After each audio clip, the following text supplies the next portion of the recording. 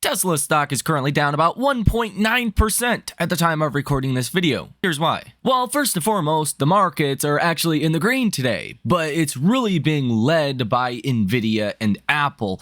Those two companies are having an outsized effect on our markets, when in all actuality, you are seeing the average stock decline today. A pretty good metric of evaluating this is the percent of stocks currently trading above their 50-day moving average.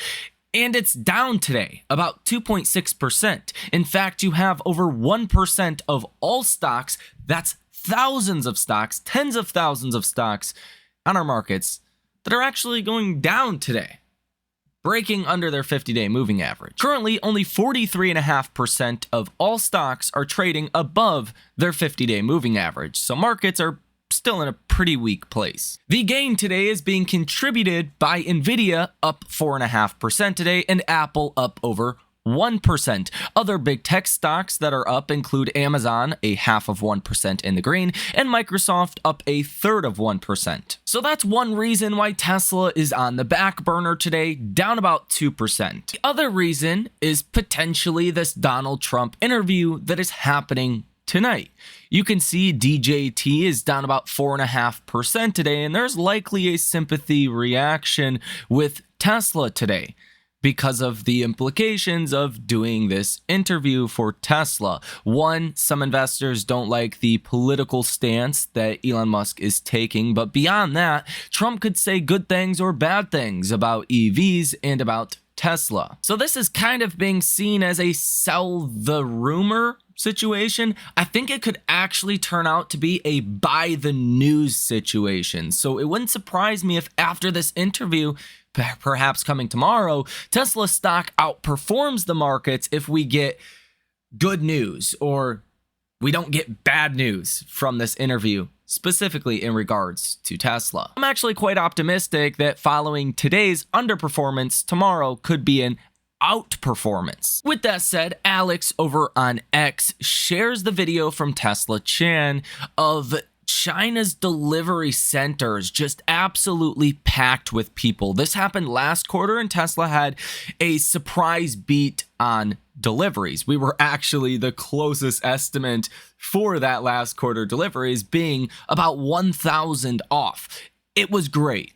Things accelerated over in China. Elon Musk responds to this and says, cool, likely confirming the trends that we are seeing over in China that are strong. It's also being reported today that Tesla's Model Y is the #1 best-selling electric car in Europe. Other news that is potentially causing markets to be volatile today is this. Apparently, Iran could attack Israel in less than 24 hours, sources say, as Western powers issue Tehran a warning. This is according to Fox News. We have heard this 24-hour warning multiple times in the last week or two, and nothing has happened yet. And as I say about war headlines or geopolitical tensions, as long as it's not China, Taiwan, then I think it really doesn't matter too much. Yes, there can be fear in the short term. Don't be surprised if stocks sell off when this situation does take place, but I do think it's a buy the dip opportunity, because as long as the US is not involved, boots on the ground, as long as there's not a larger annihilation of Israel, guys, the markets will not care. Let me just be honest. The markets didn't care about Russia-Ukraine. They're not going to care about this. We cared for like a full 48 hours for Russia-Ukraine. It was really about the Fed at the time. It was really about the economy at the time. And I mean, the rest is history. Look at how the markets have performed since 2022. And yes, I know you're going to say, well, look at Tesla. Tesla's still down from 2022. Look at the average stock that is still down from 2022. Yes, but the indexes on an index level, it doesn't matter. Now, China, Taiwan, if that situation ever heats up and gets worse, that's a bigger problem, because a lot of the semiconductor manufacturing takes place in Taiwan. That would have a larger direct impact to corporate America. Iran has zero impact to corporate America, and Israel has a minimal at best impact to corporate America. Like virtually nothing. It just wouldn't affect us at all, economically speaking. Waymo is also reporting on their X account, quote, after successful testing of our autonomous vehicles on Phoenix freeways, we're expanding our operations. Starting today, our employees will also have access to fully autonomous rides on San Francisco freeways. Now, here on the day so far, from institutions via the interesting flow sentiment and option activity in Tesla, you have seen 8 different trades totaling $2.24 million with a positive order value of 67%. So even though Tesla stock is underperforming today, you're actually seeing some pretty good inflows to Tesla with options from institutional investors. That's actually a pretty dang good sign. They're bullish on Tesla. Let's also be honest, we really don't have any catalysts for Tesla, at least until October 10th. We're not really going to get too much Tesla-specific information unless news does come out on any kind of random day. So right now, this is that start, what I think could be the start of a run-up into October 10th's event. Or there can be some selling before October 10th. And I think it will really depend on what happens in the markets and with the economic data. As I've explained many times here on this channel, the only thing that matters right now is the economic data. I think to a lesser extent, inflation data can be important, but not really. I don't think the Fed's too important at this point. It comes down to the economy. Is the Fed cutting into a weakening economy? Is the damage too far done in the economy? Are we in a recession? Are we going into one? Is a recession, not even close to here? We just don't know. And even Apollo today says, quote, with July 2024 data, the probability that the US economy is now in recession is 40%. In fact, the recession may have started as early as March of 2024. This is a well-respected firm on Wall Street that says there's a 40% chance we're already in a recession. I mean, we just don't really know what's going on. And that's why this week will be very important. As far as Tesla stock, I will say it is encouraging that short sellers have actually been covering on their short positions as Tesla stock has been falling. Let me explain this a little bit more. When there is a company that is just a bad company, Wall Street is bearish on that company, then Wall Street tends to short the stock even more as it falls. Right? They tend to try to time the top, short the top, and then just keep shorting and pushing the stock lower and lower and lower. A quality company will see a lot of shorts, take out short positions when the stock goes too high, and then they will cover as the stock falls. And the short interest will fall as the stock falls. Well, that's what has happened with Tesla. The short interest went from 3.87%. We're getting a new update out today of 3.12%. This is a big drop in the amount of short positions. From the perspective of a short squeeze, yes, there's still 86.7 million shares that are sold short. Shorts will still get squeezed out of positions. But from the standpoint of, is Wall Street bullish or bearish on Tesla? This is a clear sign that Wall Street is more bullish on Tesla than bearish on Tesla. They're not expecting Tesla is going to continue to see massive declines. That's not what we're seeing reflected in the short position.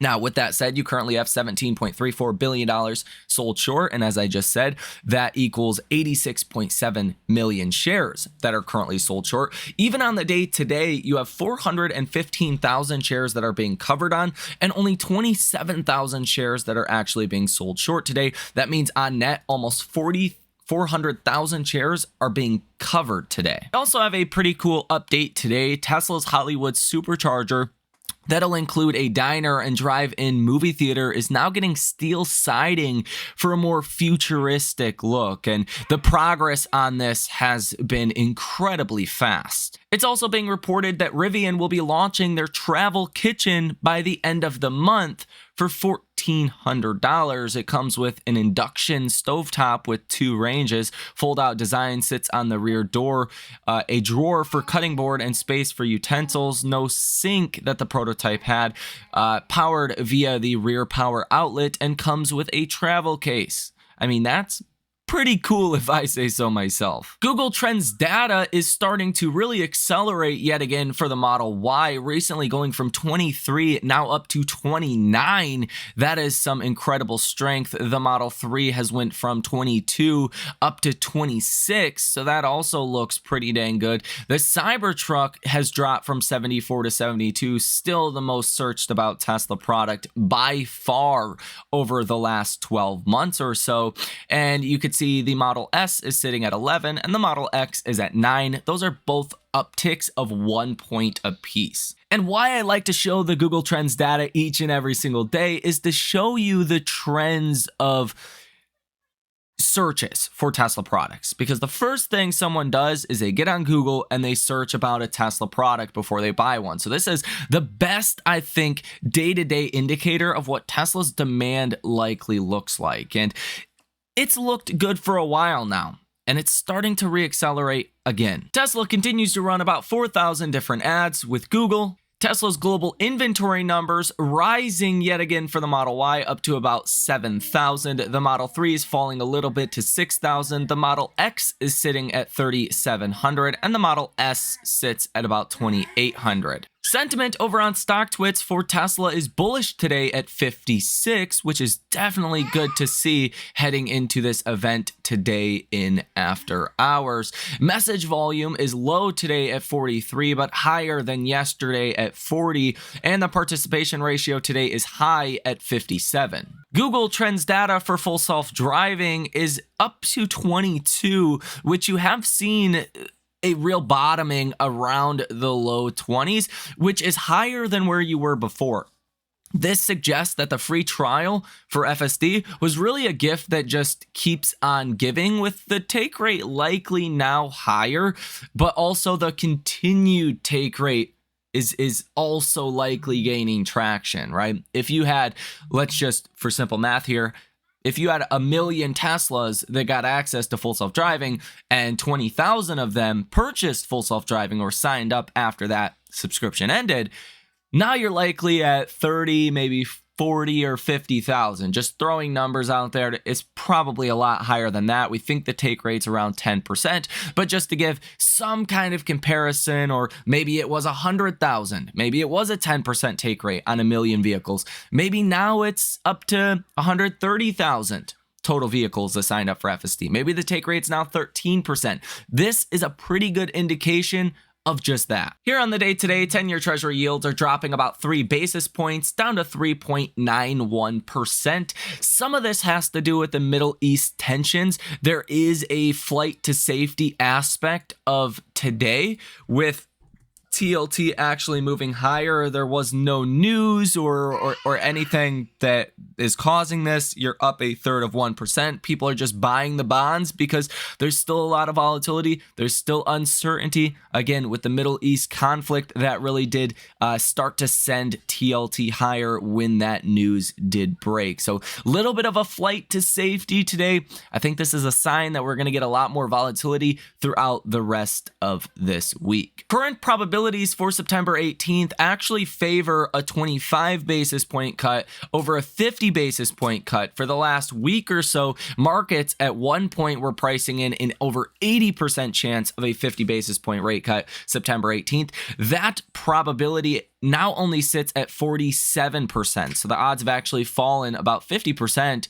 for that 50 basis point rate cut September 18th. Now you're only pricing in a 25 basis point rate cut, and believe it or not, 25 basis points is probably the better outcome for stocks, because you don't want to see the Fed that has to aggressively cut rates because the economy is weakening. You want to see the Fed that's able to slowly cut rates because things are good in the economy and they just want to be less restrictive. So the more aggressive rate cuts we see, likely the more downside for stocks. But I imagine with retail sales and CPI data this week, that's going to move around these probabilities a lot more. And I think that could spark substantially more volatility throughout the rest of this week. Here on the day today, the fear and greed index still sits in extreme fear. Market momentum is fear, stock price strength is fear, stock price breadth, extreme fear, put and call options, extreme fear. Market volatility is neutral, safe haven demand, extreme fear, and junk bond demand,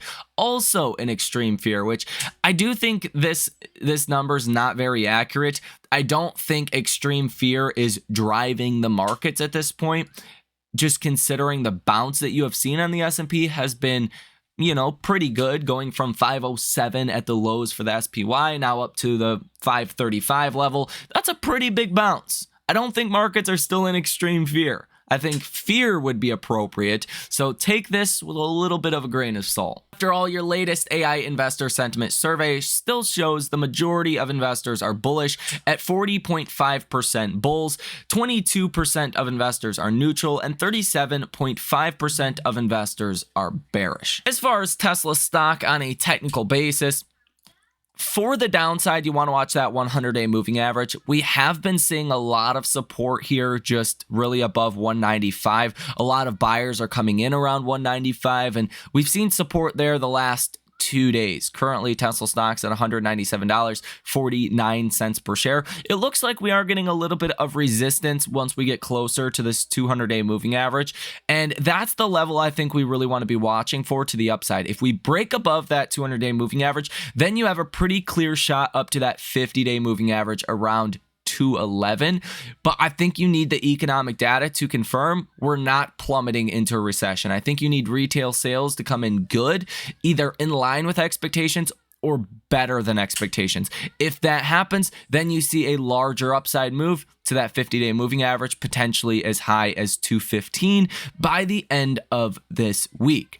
If you see bad retail sales data, if recession fears do start to grow a bit, then you could see a low of around 190 this week. Around that 100-day moving average would make sense. You could see the RSI is still a little bit on the oversold side at 40.61. So again, even to get back to 50 on the RSI, a more neutral level would likely give you upside to about 210, 211 or so. That would make sense to me. The MACD line is negative 6.71, and the signal line is now negative as well, negative 2.03. So there's been quite a bit of negative sentiment lately in markets, and I do think perhaps in the short term, the negative sentiment may be overdone for Tesla. Although we do have this big event today at 8 p.m. Eastern Standard Time, and that is likely giving us some selling today. That could actually be a buy the news event coming tomorrow. Again, as long as we don't get any bad news, there's no bad news surprises, maybe we actually get more good news than bad news, I could see how markets would actually buy Tesla stock on that. So let me know what you think about all of this information down below in the comment section. Hit the like button as well as subscribe to the channel if you have not done so already. You guys have a fantastic rest of your day, and I will see you in the next one.